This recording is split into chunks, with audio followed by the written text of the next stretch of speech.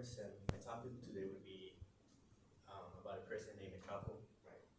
How many of y'all have heard of him or like, any been told by them in the news or anything like that? Okay. Well, today I would be talking about him and how he has not only influenced young people but also anybody around the world, especially here in the U.S. and in Mexico, right? The dangers of possibly like what he has done, right? Because one of the big things he's known for is for drugs, and that's a big danger right now, right? Especially with fentanyl, right? In my opinion, I think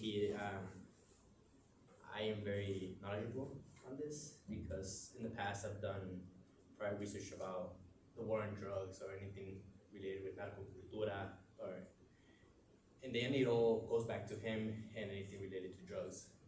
Um, I'm here today to inform you about who El Chapo is, his upbringing, downfall, and current influence in the world.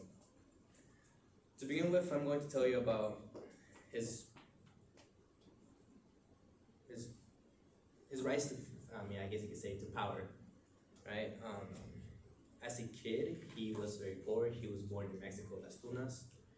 He he struggled with getting money, right? As a kid, he was required to work since the young age of 6. He used to sell oranges, candies, sodas to people, right? But in Las Tunas, there was very limited sources of work.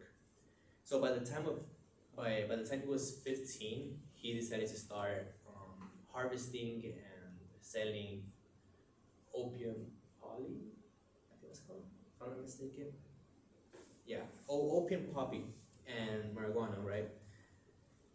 Once he turned 18, he decided to expand himself, and like from Las Tunas, he went to other places, and he decided to sell, you know, in order to just earn money for his family to feed them. Right? His main goal was just to get his family out of poverty. In a Rolling Stone, in a Rolling Stone article, right? There's this person called Sean Penn who is an American actor and director, if I'm not mistaken. And him and another person were called up to meet up with him in person and for an interview because the Chapo had, times to be like, oh, I want something to be known of me. For him, once Sean was with him, he asked him the question, what made him do all this that he did, right? What made him go into drugs and all that? And one of the main reasons was because to get his family out of poverty, right? And as he worked on what he did, right? He did his own cartel. He did everything. He expanded. Many people started to know who he was. He rose into power. Many people feared him. Many people thought he was a great person due to what he did. He gave money to people, fed people, gave jobs to people. But in the outside world, away from his town, many people saw him as a threat, especially the U.S. government in Mexico, because within Mexico there's a lot of corruption, and here in the U.S. the biggest threat is drugs, right? So as people started knowing him, he got captured like 3 times, and each of those 3 times he escaped, whether it was hiding in a laundry cart. Another time he escaped dressing as a woman, if I'm not mistaken. But what he's most known for is escaping by tunnels, using tunnels as a method of transporting drugs or escaping overall, which he was later on well known for that.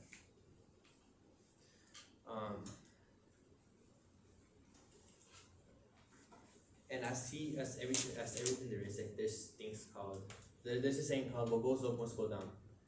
With him, as he rose to power, of course, sooner or later he was going to get either captured or killed. In this case, his downfall was getting killed, which brings us up to not killed, my bad. Which brings up to our next topic, which is getting captured, right?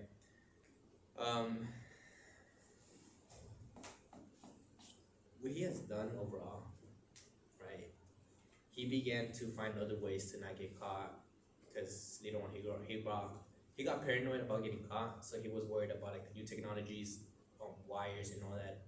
So through all that of all those worries, there's you begin to feel, once you feel paranoid, you begin to open your weak spots. So which is why it was easier for people to like easily get it and just be like, oh, he got captured recently, right? Which led to his capture in 2014, and to the point where the U.S. Department of State wanted like at least five million for his head, for like anything that went to him. They wanted like 5 million for any type of clues, anything that would lead him to a Chapo.